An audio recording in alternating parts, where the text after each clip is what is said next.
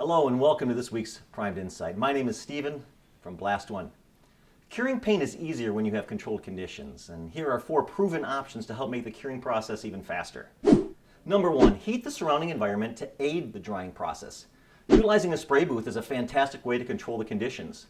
Spray booths offer a contained environment which allow you to raise post-painting temperatures 150 to 200 degrees Fahrenheit or 65 to 93 degrees Celsius.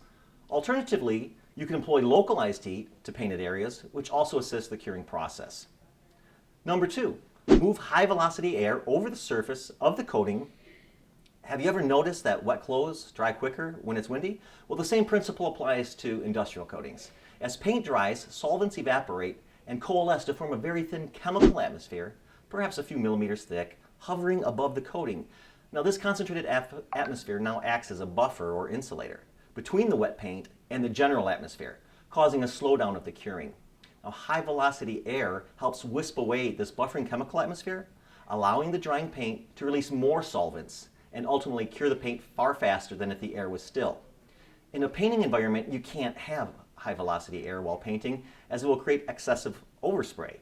A common option is to have an Aquatech style fast drying solution, which is turned on once the painting is finished and forces fast moving air over the surface of the painted product.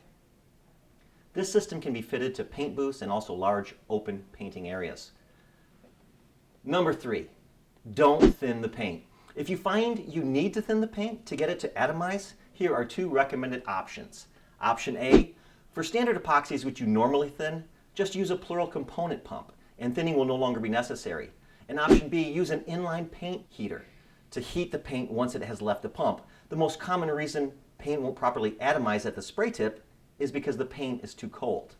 Number 4, get the product you are painting up to temperature before you paint. This applies if you're blasting outside and then bringing the blasted product inside for painting. If it's cold outside, the steel's cold, and when the paint is applied, the steel temperature will inhibit the curing speed. There you have it, 4 tips to increase your curing speeds.